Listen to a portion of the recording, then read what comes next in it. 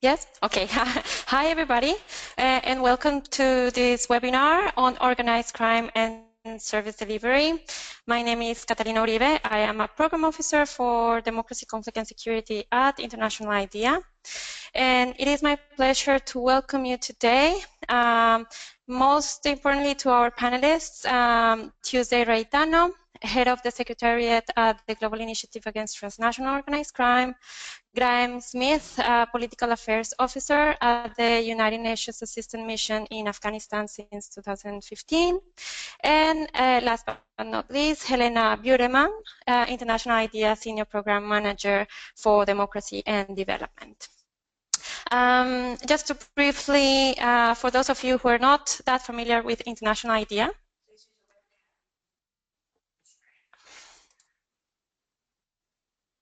oh, okay, now you can see me. On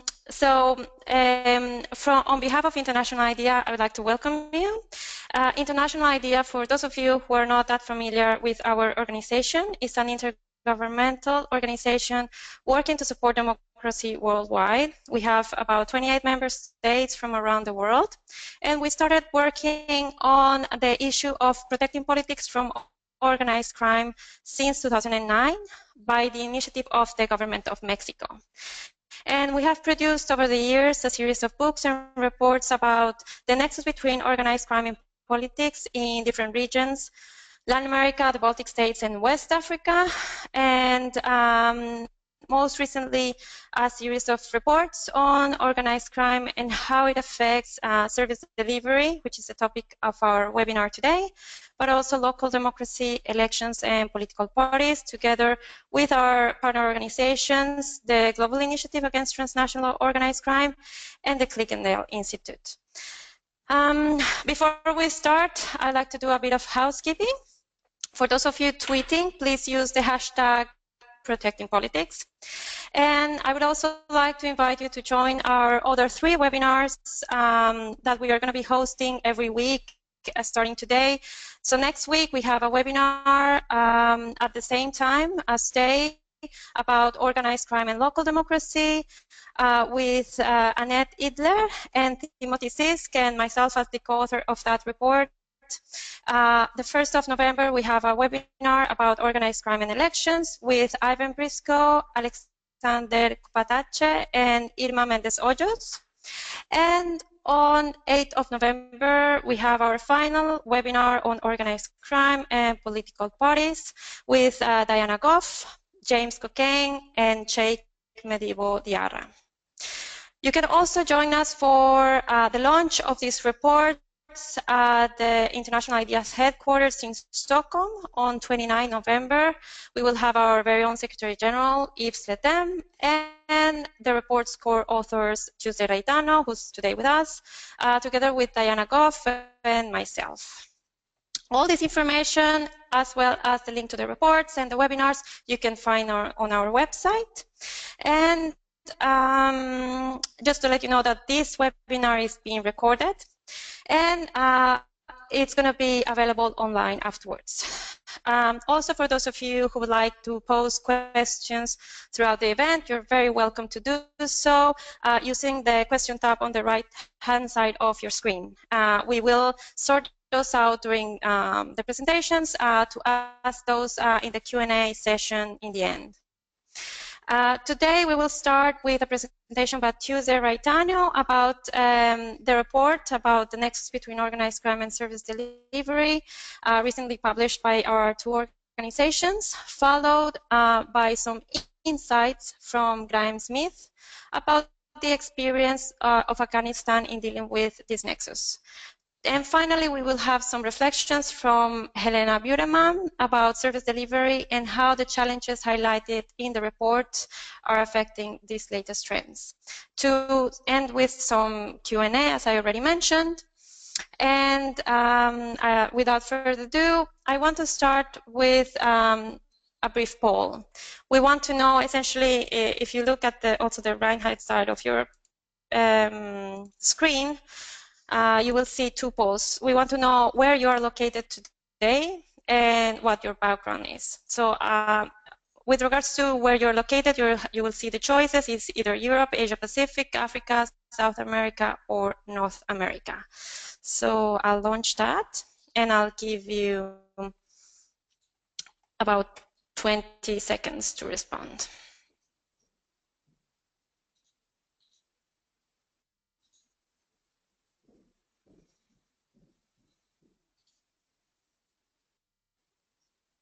Okay, I'm gonna close it. Okay, we also want to know what your background is. You will be able to choose between civil society organization, public sector, international or regional organization, academic, student, or other. You will also have about 20 seconds to respond.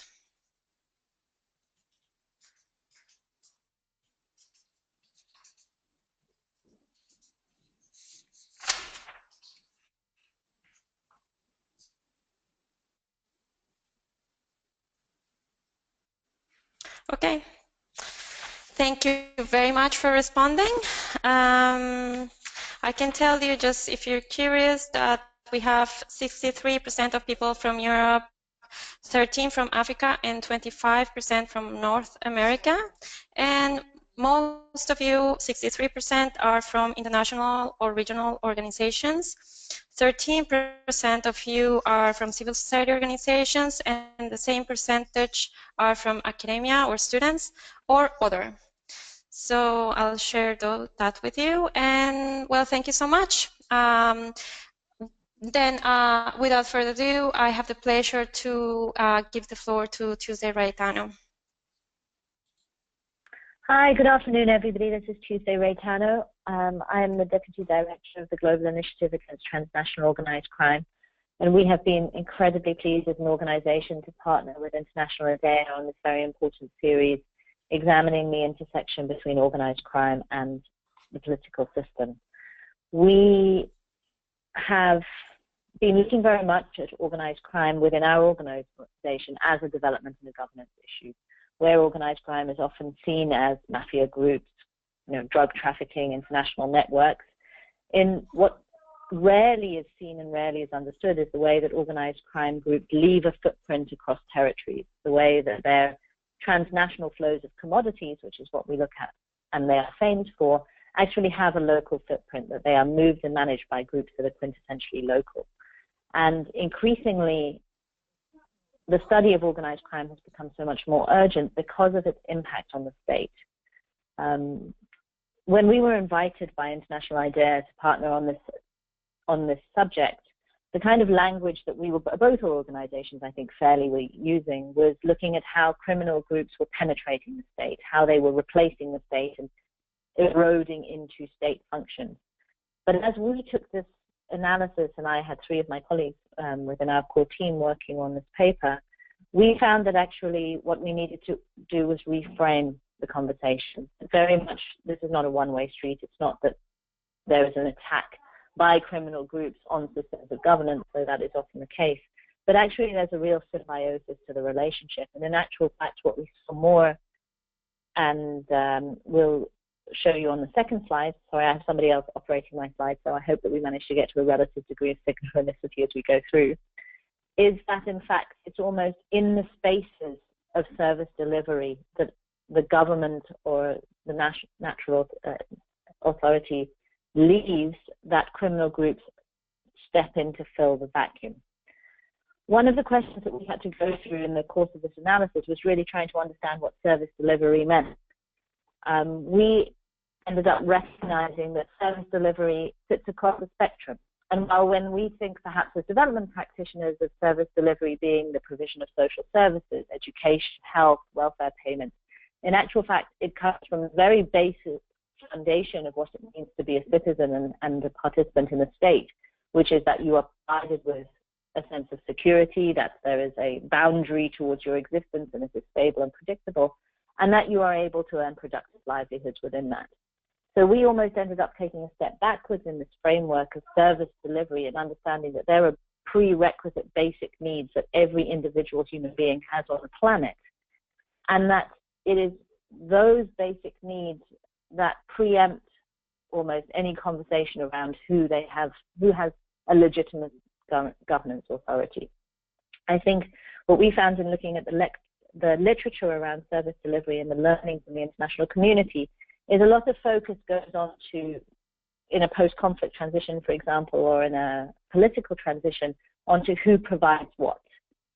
And we invest our ODA into building hospitals, providing schools, supporting livelihood generation, without recognizing that actually, first of all, the provider of these things does garner legitimacy, but if the international community does it, it takes it away from the state.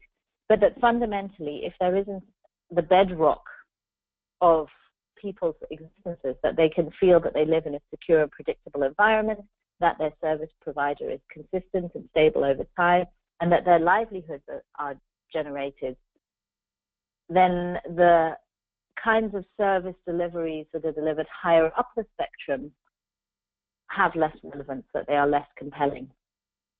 So looking along a spectrum of fragile states, and in our publication we took 3 case studies from relatively fragile states, and we had 2 that were war-torn, Somalia and Afghanistan, and then Colombia, but higher up the spectrum.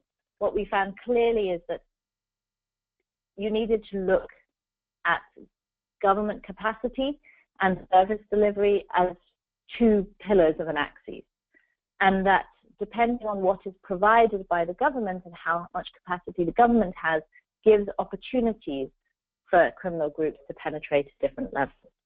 So we ended up creating a typology of 4 different categories: prerequisite basic needs, social justice and market regulation, economic and social goods, which are more typical that you would see, and public contracts and procurement. And we examined how an organized crime group could engage within these, what should be core state functions at different levels. So to give some examples, and there should be little pictures popping up as I talk, hopefully, as we go. On prerequisite basic needs, a group like Al-Shabaab in Somalia is providing security. It may be security that is provided from the removal of the threat they themselves present. So a classic mafia protection arrangement, you know, we will not hurt you as long as you continue to have fealty and allegiance towards us. And as well as the generation of livelihoods, recruiting them to militia groups, engaging people into drug trafficking and illicit economies. Going higher up the spectrum, another very important core function that we saw was social justice and market regulation. Repeatedly, and if you think very much towards the classic Italian mafia, the organized crime groups provide justice. Who's right or who's wrong in a dispute? Whose son disrespected whose father? Whose wife slept with whose husband? These are the kinds of local disputes that mafia groups would replace the government in providing when there isn't an effective, stable, and predictable system of governance in place. Similarly, and there's an example here around Honduras, for example, organized crime groups end up replacing the capacity of the state to regulate local markets. And I'm really talking about economic markets. So in their practices of extortion, for example, they manage to blackmail and price set through their own activities. The example in Honduras is that bus lines are intimidated out of certain territories, or that certain shops in particular places are forced to close because of mafia engagement. So criminal groups, where the state isn't strong enough to do so, end up being able to set the prices and regulate the market in their stead. Higher up the spectrum still, organized crime groups that wish to carry on their operations with the support and loyalty of the population have been known to invest in providing loans for children to go to school, providing payments of healthcare. You know, a mother goes to the local mafia don and says, look, I can't pay for Johnny's medicine, and a loan is issued to her. Many organized crime groups in America invest in things like sport teams or local social infrastructure, community clubs, to gain the support of the people around them so that they become more compelling and more important and arguably more legitimate than the government, who provides very little. And then highest up at the top of the spectrum, where you have strong states with strong capacity and strong economic foundations, you see organized crime's capture of, say, procurement, infrastructure contracts, public service delivery. 2 examples in my little photos are the Italian mafia in the south of Italy and Mandrago's control over refuge and waste collection, or in what has been described as the most stable narco state of all, the levels of scandal that surrounded the procurement for the Sochi Olympics in Russia. So if you look at what should be the third slide by now, I hope, what we did was really wanted to show that this is a global phenomenon and that it's not one that's related or specific or restricted to the developing world. This is a question that penetrates all the way through the spectrum of state capacity, through to the strongest of states like Japan, Central European states, North American states, across the service delivery spectrum. And that some of the most notorious organized crime groups are playing this role of using service delivery to build their own local zones of control. What we did in our analysis was identify a series of entry points which are exactly play upon this facet of state capacity, and this is slide 4 now. What we saw is that there are certain points where a state is in flux, in transition, or in crisis, that organized crime groups are particularly able to step into that breach that a state has created in its period of transition. So obviously in conflict, crisis, or fragility, in a natural disaster, for example, during the 2011 earthquakes in Japan, the Yakuza were very much lauded for their distribution of humanitarian assistance and disaster recovery support. Similarly, in conflicts and crisis, we've seen in Mali, in Libya, how those who control the illicit economy can influence the nature of a political transition. And in the position of state formation. This is, I think, where we see very often states like Somalia, for example, are restricted. Their ability to control territory, to provide services, to have a meaningful impact on their people is very much restricted to limited zones. So perhaps in a capital, state formation and political transition is ongoing, but in the borderlands, this is still a swirling morass of different loyalties run along illicit trafficking lines. This is very much what you see in the Sahel between Mali and Libya. In areas, and this is our third entry point, of weak regulation, so where for one reason or another, a government doesn't have full control over specific markets. One of the arguments that we often hear around illicit trade, and I'm sure Graeme will speak to this afterwards, is, it is very hard to regulate illicit industries. So the heroin production in Afghanistan, which is largely run by the Taliban, the government doesn't have control over those areas. It doesn't have the capacity to regulate the trade. So increasingly it's coming, well, should we be legalizing? And this is often an answer to illicit economies all over. You take the profit margin out if you legalize. But if the state doesn't have the capacity to regulate the legalized market, then you haven't really managed to redress the control and the legitimacy that an illicit group can gain at the benefit of the state, from the benefit of the state. And finally, at the highest point of state capacity is where you see full state complicity in the actions that are underway. One of the bodies of analysis that we as a global initiative have furthered significantly is how an organized crime group operates, how it signals to the market, how it gains its own strength vis-a-vis both local competitors and other criminal groups. And these are often by two ways. First is violence and the threat of violence, which is the protection economies. And then the second is through corruption. And depending on the flows that they control and the resources that they have in place, organized crime groups use their corrupting influence higher and higher up the state. And this is where the political process is, of course, most vulnerable. Because at one point, you can bribe as much as you like, but and one of the papers in this series looked at the impact of decentralization. Is it cheaper to bribe, or is it cheaper just to buy an election? Can you put your own candidates into place? And we've seen, which is, I think, one of the greatest surprises of modern day democracy, actually how little local communities resent the alignment of their politicians with illicit interests. There are examples in Ghana where local politicians, local governors have campaigned using the fact that they have alliances to drug traffickers as a point in their favor. And they have been elected on the basis that they are powerful, that they do have the ability to generate livelihoods and control violence. Because people, as we go back to the foundation of this, are craving a certain sense of guarantee that their government is stable and that it will provide them livelihood. So if you look at this kind of analysis around organized crime and its influence being a facet of governance, and that there are key entry points where this is particularly pertinent, we drew together a series of very basic implications that should be looked at for those who are engaged in governance and development. First of all, the primary conclusion is that criminal groups will assume functions of the state along the service delivery spectrum and garner legitimacy from doing them.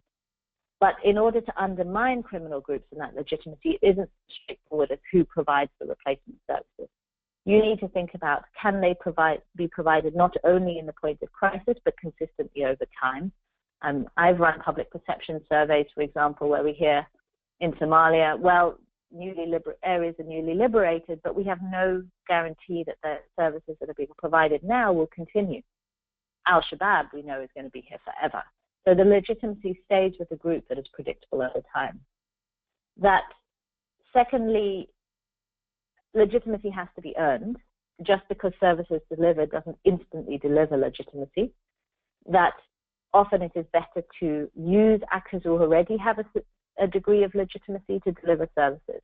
So my example on public perception surveys is important again. Often we have seen that the local army, the national army, will have a far greater legitimacy with the population than the police, for example. So in the provision of security, people don't necessarily feel more safe and more secure and have a better feeling towards their government just because you've multiplied the number of police officers, where police officers are broadly seen as exploitative and corrupt, and possibly also agents of violence. And that often the easiest way to get around or to begin to break down the legitimacy of dominating criminal groups is not to replace them or destroy them, but to create a multiplicity of actors, different service delivery providers, which then erode the market based upon the plurality of the service providers available. A key analysis that we have is that you have to distinguish between those groups who provide services directly and those who tax services. So one of the examples we saw in Mali, for example, or a case study in Niger, which was put into one of the other publications, is that a number of criminal groups don't actually physically provide the kinds of services on the delivery spectrum. They just control the territory sufficiently to be able to then levy a tax over the top, whether that's a social tax or a corporate tax. Those groups tend to have less legitimacy. They rely more heavily on violence than they do on the kinds of service delivery spectrum that generates real loyalty. That we have, the third bullet, recognize that there are points in the transition that are specifically vulnerable to criminal infiltration. At that point, then, it is necessary to have to monitor and understand the political economy of what's going on in that transitional process, understand where investments, even if there's something like ODA, who they will benefit and how they will affect the balance of legitimacy of service delivery and governance. And finally, that perhaps there are a series that this analysis of looking from the community perspective, looking at it as a question of who really provides services and garners legitimacy, offers another entry point to how you address criminal groups. Typically, we are very duosyllabic. We either accommodate them through concessions, or we seek to outgun them by physically driving them violently out of territory. Instead, perhaps we need to seek to engage communities in their own alternatives, look towards them at what their priorities are, and try and rebuild legitimacy from the bottom up. So if I'm going to conclude, and I'm sorry I've run a little bit over time, what we saw in our analysis of organized crime and the political process is actually returning to the foundational understanding of governance and what it means to govern. And the challenge, I think, in the states that at the highest end of the spectrum, or states which are extensively corrupt, you're dealing with two bad apples rather than a better alternative over the other. And then really it does come back to what does the state provide versus what does a criminal group provide, and how do you provide livelihoods and the basic tenets of being a citizen to the people who live within those populations. Very happy to answer any questions that you might have, and thank you very much.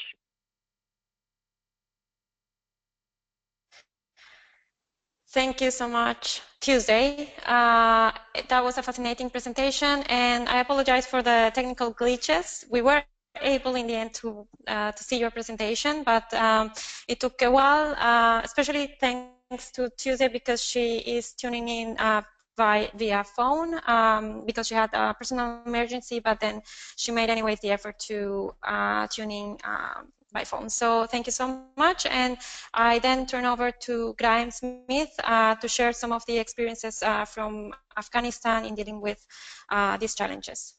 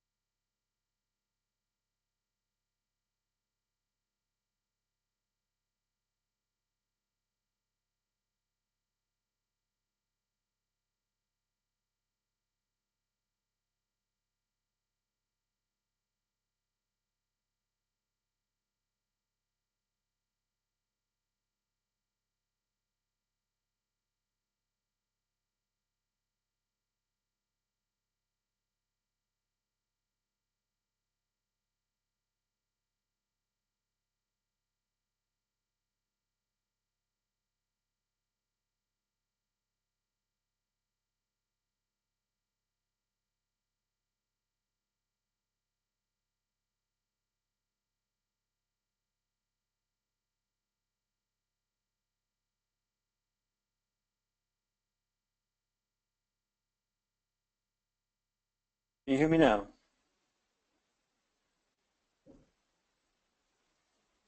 Yes, we can hear you. My apologies. I should note that despite having spent a year here in Afghanistan as a political officer for the United Nations, of course, I in no way represent the United Nations in my comments today. And in fact, I'll be drawing on my previous 7 years of experience in Afghanistan, first as a journalist and then for the think tank, the International Crisis Group.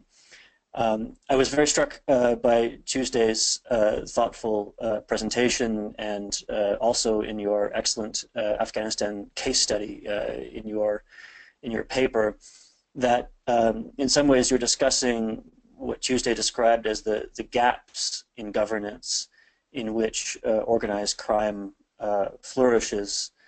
But in Afghanistan, as our case study notes, in many ways, these are not the gaps. In fact, this is the norm, more or less, the areas where governance, as you and I might normally understand it, doesn't exist. And that can also lead to a bit of a fluid definition of what is crime and what is organized crime, because you have to think about how something is made illegal, exactly where and exactly when, by whom. For example, the Taliban, which is the large insurgent group fighting against the government here in Afghanistan, actually conducted one of the world's most successful counter-narcotics campaigns ever. In the final year of its existence before the regime ended in 2001. Now, as an insurgent group, the Taliban have decided that legal and that they will, but that dealing with some province, Daesh, our sort of local version of Daesh here in Afghanistan, has outlawed opium in parts of Nangarhar province. So these definitions of what is crime and what is illegal are rather fluid. Not only that, but there are places where opium money and what is essential to the survival of the state. So there are parts of southern Afghanistan where opium trafficking purchases the fuel, the food, the bullets necessary for police units or other security units to survive and continue fighting the Taliban, because their corrupt masters in Kabul do not give them sufficient assistance to keep doing their own means. the what they need to keep fighting. That's true not just of the opium in the south, but for example, of lapis in the north, and some of the timber smuggling that goes on, and some of the cross-border smuggling in other parts of Afghanistan. And so you have a situation where what is crime, and therefore what is organized crime, is in some ways imposed from the outside. This is Afghanistan over the last 15 years has been this collision between international norms and international ideas and local norms and ideas. And I think in some ways when Tuesday said that service delivery has been sometimes less compelling to local populations, I wholeheartedly agree, because in some ways what insurgent groups in Afghanistan fight for is sometimes freedom from what we would define as services. So when you talk about service delivery, that's not a politically neutral idea. The idea of delivering services is, if the service that we are delivering, for example, is building a girls' school, and you're talking about a very highly conservative part of southern Afghanistan, then that might be something from which the local population might want to be defended. And so, the Taliban might be delivering the service of kicking out the foreigners. And we might be confused because we are seeing ourselves as the Western world of delivering a service, but that view isn't shared by the local population. And you can see that best probably when you look at a map of where telecom services are delivered in Afghanistan, because if you look at where the cell phone towers have been attacked or burned down or shut down because of threats, that map doesn't necessarily correlate very well with what we understand as insurgent presence. So, for example, the areas where it would be impossible to send somebody from the education ministry, for example, because that person, your teachers or your education ministry people might just get killed. You would still have telecom access. In fact, one of the most violent provinces of Afghanistan, Helmand, had the highest per capita usage of 3G internet of all provinces in Afghanistan last year. I don't want to take too much time, but I will just address briefly Tuesday's question about whether or not we could just legalize opium. That has been recommended a number of times. I'm not an opium expert by any stretch of the imagination, but my understanding of the argument of why that might not work is that the capacity to grow opium in Afghanistan can be extended significantly. A lot of my friends who are farmers in the south, they grow half their fields are wheat and half their fields are opium. And if someone was to come along and legalize the crop, they would just double their capacity. They would sell half to the drug dealers and half to the people who were doing some kind of legal program. And so you just see a surge in production, basically. Part of the problem with that as well is if there was some sort of global system of legalized opium production, Afghanistan doesn't actually have a major economic edge over its competitors, except for the absence of rule of law. So if there was a global system for growing opium in a legal way, then the places that already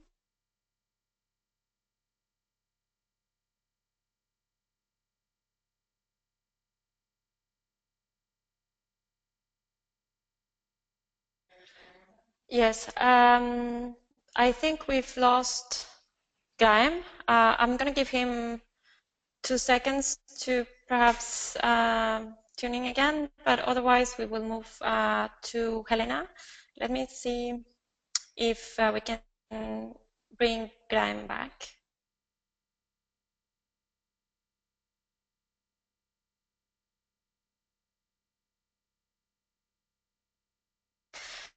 Okay, unfortunately, I think we lost him. It's challenging when you're tuning in from Afghanistan, so we very much appreciate him for his insights, and we might get him back for the Q&A. Otherwise, it is my pleasure to welcome Helena Bjuremalm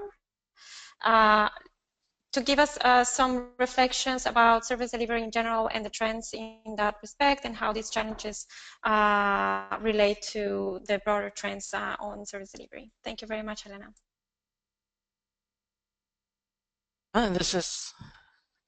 Thank you very much, Catalina. This is Helena Bjuremalm speaking. I'm the head of the Democracy and Development team at International IDEA.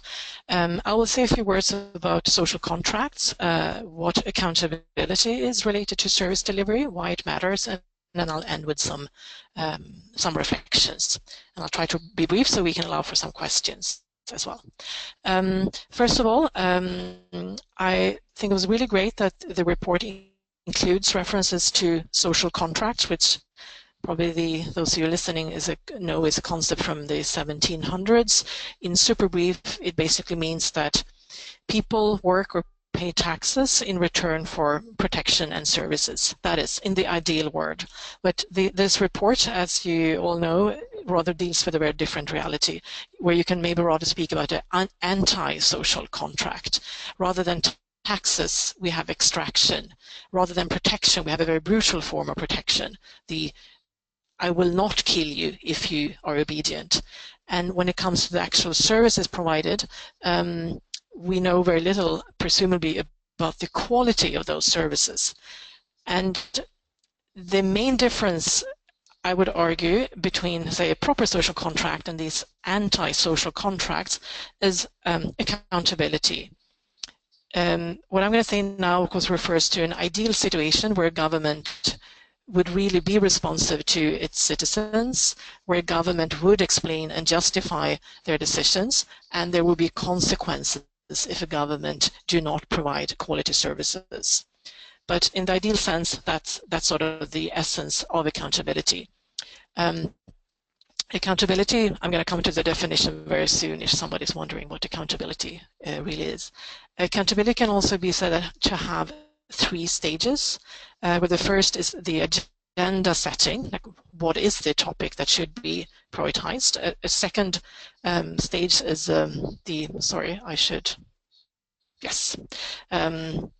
this sort of shows the responsiveness, answerability, and face consequences I just talked about.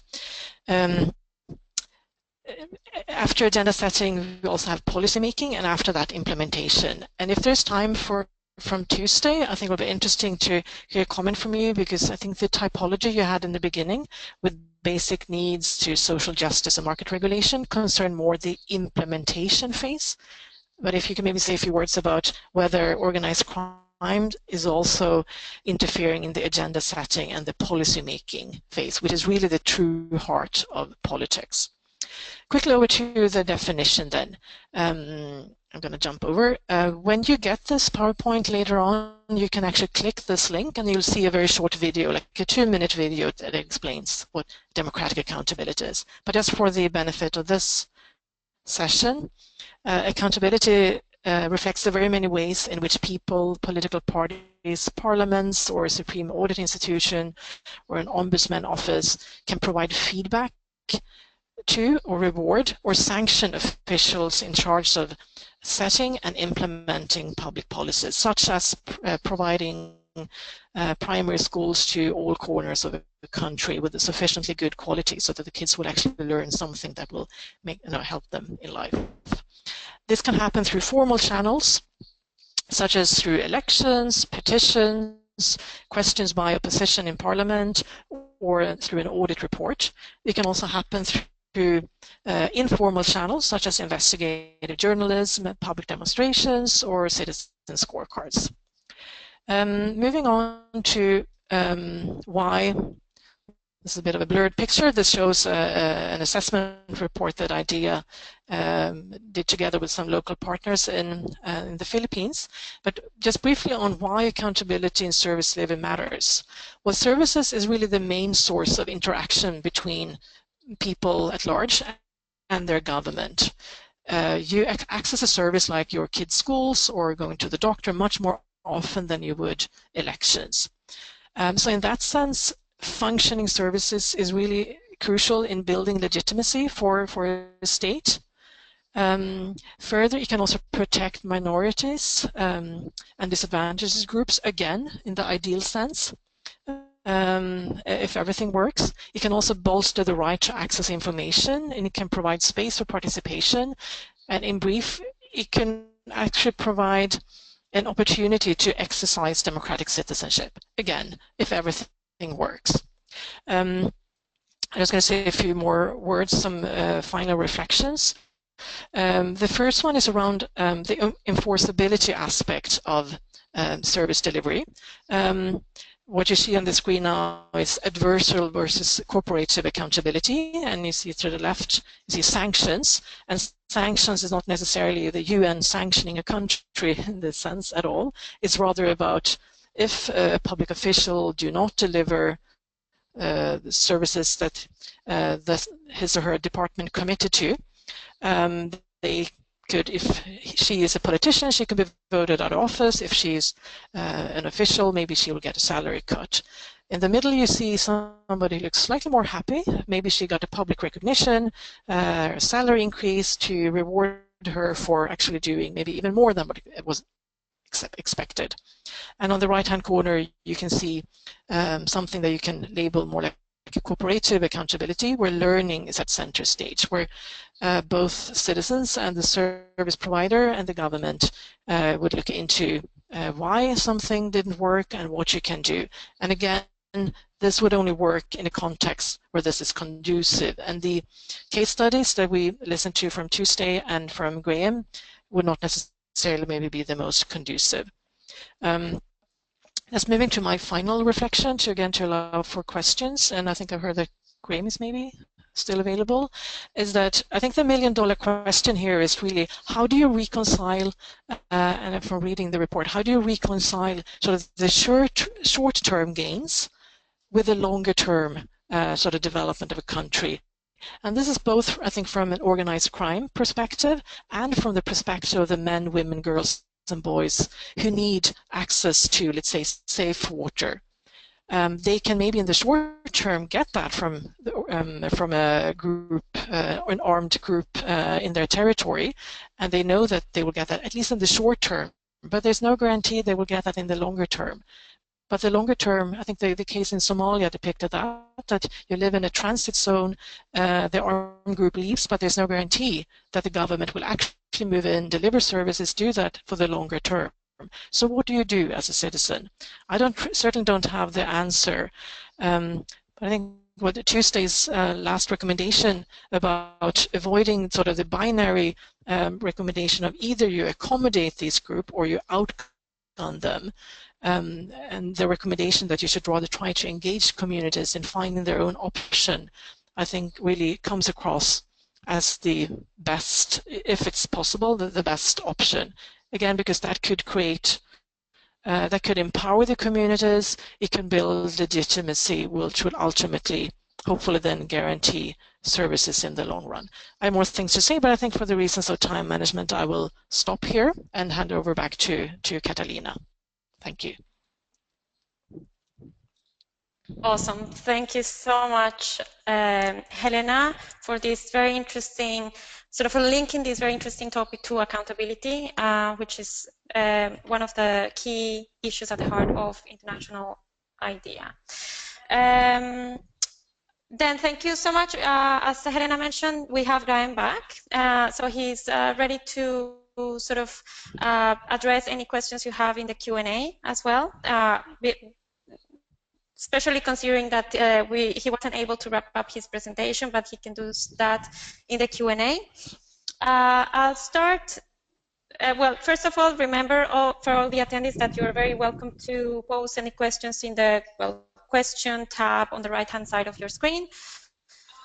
In the meantime, just to confirm that Tuesday is on the line. No? Then. Well, yeah, we lost I am. Tuesday Sorry, for the time. I had to take myself off mute. But, okay, excellent. Okay, excellent Tuesday. Well, both Graeme and Helena referred to some of the issues you raised in your presentation, so I'll give you the chance to reflect on that. And also, from my side, I wanted to pick your brain. As you know, this report includes a case study on Colombia, written by Catalina Perdomo, and she very interestingly links the conflict in Colombia to how different illicit networks in Colombia, including the paramilitarism FARC, have been serviced or have provided services and gained legitimacy by doing that. So I was wondering if you have any reflections about the current state of, or how the current state of the peace deal may affect the role of these groups as service providers and the future of that deal in that respect. So maybe a hot potato, but if you are able to give us your insights and also respond to what Graeme and Helena raised during the presentations. Sure, and with pleasure. Did I take myself off mute? Yes. I'm not sure I'm up for much picking today. The brain's already quite sparse.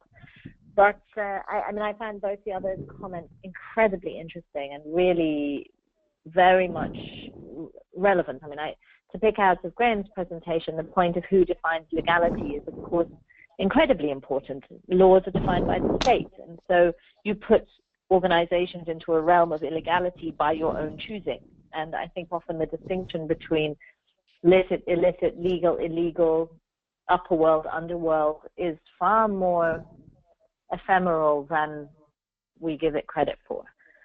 So often, the famous narco heroes, El Chapos and others of this kind, they were part of the community they came from.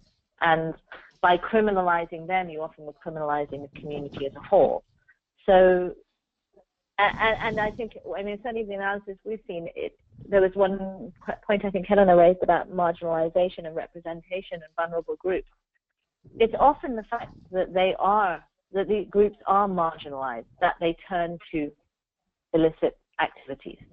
It is due to the lack of access to the resources of the formal economy and illicit trade, illicit livelihoods, that they end up relying on illicit livelihoods. So you end up with this weird politics of identity that criminality and marginalization become interwoven. And similarly, of course, the question around what is the quality of governance and elite-centric, patronage-based governments, it's always a question of winner takes all. And this is, of course, a very common governance system that we see in Africa. The spoils of successfully managing to navigate the political system is that all resources flow to you and your clan. Therefore, those who are not resourced turn instead to illicit flows and to insurgent movements. And I would noted with interest that Graeme referred to the Taliban as an insurgent group rather than a terrorist group or rather than a criminal group. And it was a question that we ended up wrestling with also in Somalia. How do you define these groups now? And is making a definition helpful? Our conclusion is generally not. I don't think there's a term I hate more in the world than narco-terrorists. And fundamentally, I think a lot of this comes back down to community-level, grassroots, granular analysis of the dynamics, the political economies, and the vested interests at play. And then you look secondarily at the way that they are resourced. To answer the direct question that Helena put to me about policy setting, it's a really interesting question. I tend to delve into fragile states more than more advanced states, but it is certainly worth noticing that, I'm sorry that you couldn't see the graph that was also in the paper, which put very famous organized crime groups along a spectrum of state capacity. Groups like Hezbollah, it's a political party in Lebanon. Groups like the Yakuza, it has political representation in Japan. The most sophisticated, high-level, well-established criminal groups, I said that there was a binary solution, which was outgun them or accommodate them. And essentially, the ultimate form of accommodation, and this is where I answer your question around the FARC, is that actually you begin to recognize the legitimacy of their service delivery functions and you incorporate them into the state. And it comes back to this question of, well, do they engage in policy setting? Maybe not at the crudest form. Often they set policy in so much as they say, this is what we are offering and it's the best you're going to get, and otherwise we're going to kill you. But higher up the spectrum, I mean, certainly there's a degree of facileness and, well, you know, we know what popular sentiment is and what people like, and we can pacify them with football teams rather than genuine governance. And I think your points around, you know, who chooses, what do they choose, and who is accountable are very important as you move higher and higher up the spectrum. But this is essentially what distinguishes criminal governance from genuine governance. And I would argue something around, you know, Hezbollah's function as a political party. They do provide outstanding services, far better than the government of Lebanon, which hasn't had an elected leader in the past 3 years, are able to do for their populations. And this is genuine service delivery across a range of the spectrum, from health and education through to stable livelihoods, through to welfare payments and the rest. But then the question, if they want to sit in a position of government where they want to be a genuine advocate for their local control area, their local populations, is, are they prepared? What are the rules set for governance? And this goes back, I think, to Graeme's point, which is, what are we prepared to accept in our form of government? And then what I think was incredibly interesting about the Colombia example is to see a group to say, we will relinquish our control over cocaine, the cocaine trafficking trade, which is $300 billion a year, in order to be a functioning member of the Colombian state. And the very sad thing that we saw in the referendum is that all of those states and areas in which the FARC conflict was active voted overwhelmingly to accept the peace agreement. And it was for those areas where urban cities where they had less control and they had less impact and, or arguably less legitimacy as a potential political group, that the grievances held against them and the desire for retribution meant that the referendum didn't pass. So again, I think this comes back to me again and again, which is, what do the people want and who is able to provide them? What is your range of stakeholders? What are your range of actors in place within a particular jurisdiction? I mean, widespread control, universal control over states is particularly a fallacy. That's why even the most sophisticated governments decentralize. So it's all then a question of norm setting and the kinds of behavior that you want to see within your governance framework.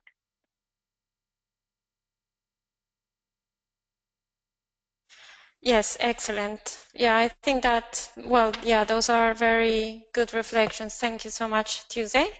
And I have a question for Helena from one of our audience members, Kayla Gonzalez, about how to enhance democratic accountability when the incentives in the political system or actors do not come from citizens rather than political parties' leadership.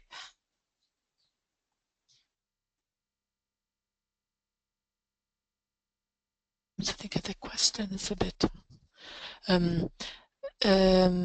okay, I'll try to answer the question as well as I can. If I understand it correctly, the question is about, what do you do if the push for democratic accountability sort of comes either from citizens rather than from the political party leadership? Well, I would argue that would be great if citizens will be pushing for this, because accountability is not a matter of only political actors like political parties or, say, parliamentary scrutiny of a government budget. It can also be build on a strong push from, say, social movements and interest groups. And let's say, I think your question sort of alludes to a situation where maybe political parties are not so keen on genuine accountability. And so in such a situation, hopefully then these social movements and interest groups could form strategic alliances with, I don't know if they're faith-based organizations or media houses, or maybe at least one political party who would actually like to improve the prospects for genuine democratic accountability. I think for the sake of time, I mean, I could talk forever about this because this is my favorite topic, but in the PowerPoint, there is a link to the definition, and I think maybe we will also be able to share more information about these concepts afterwards. But thank you very much for a very pertinent question. Thank you so much. And I will have the last question for Graeme because we're almost out of time, but I'll hit Graeme with a question linking to something that Tuesday raised about how some of these groups with political agenda also have a role as service providers, which in some cases is better than the state and is more predictable than the services provided by the state.